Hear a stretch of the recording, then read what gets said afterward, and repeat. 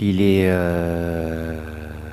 à l'arrêt depuis bientôt 3 semaines. Yo et t'inquiète Didier, je suis là hein, et j'espère que vous êtes tous en forme pour cette rentrée. C'est vrai, la Ligue 1 a déjà commencé depuis 3 journées, mais moi j'étais posé pépouze dans mon transat et je prenais un peu de temps pour observer tout ça. Mais là il commençait à être l'heure de rentrer, même le soleil me disait de reprendre les vidéos. Alors on y va. Et on démarre notre saison à nous avec 2 des 3 équipes qui ont le nombre maximum de points après 3 journées. Ça fait donc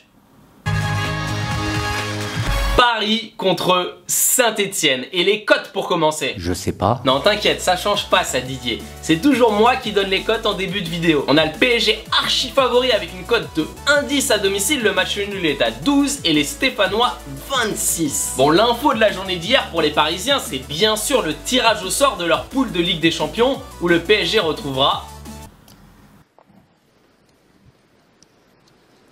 Non. Arsenal. Eh oui, Arsenal jouera en effet l'Europa League cette saison, tout comme l'OM qui s'est qualifié hier.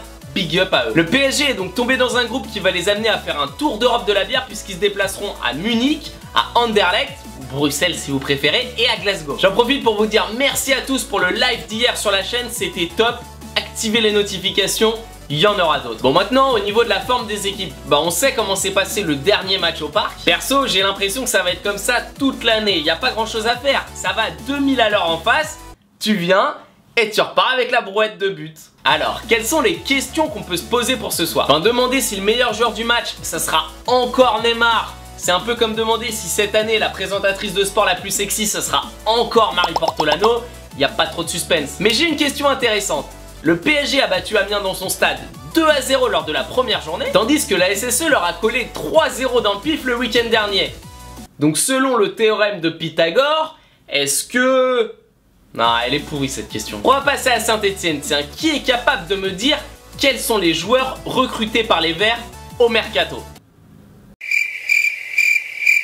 Eh ben vous êtes bien des mauvaises langues parce qu'ils ont recruté pas moins de 6 joueurs. Silva, Catranis, Yanko, Hernani, Diony, Diusse. Et ils sont en discussion avec un 7ème joueur, c'est pas n'importe qui. Titi le connaît très bien, c'est Préjus Nakoulma, le Nantais. Ça vous fait une belle jambe tout ça? Eh ben c'est bien. Et sachez que pour ce match, Monet Paquet, Söderlund et Florentin Pogba seront à l'infirmerie et manqueront donc à l'appel. Et du côté des Parisiens, on notera la suspension du hibou Marco Verratti, mon petit. Il s'est pris un carton rouge contre Toulouse, on s'en rappelle. Apparemment, il aurait insulté l'arbitre et coup de bol, j'ai récupéré un enregistrement de leur conversation. Michel,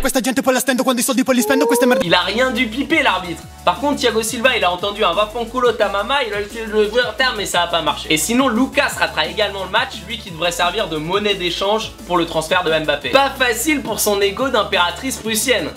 Après je vais pas commencer à pleurer pour un gars qui prend 200K par semaine. Et un autre absent de la liste d'Unai c'est bien sûr... Aujourd'hui, je n'accepte pas ma situation. Ah tu nous avais manqué à thème, la vérité, la vérité. Et nous on passe bon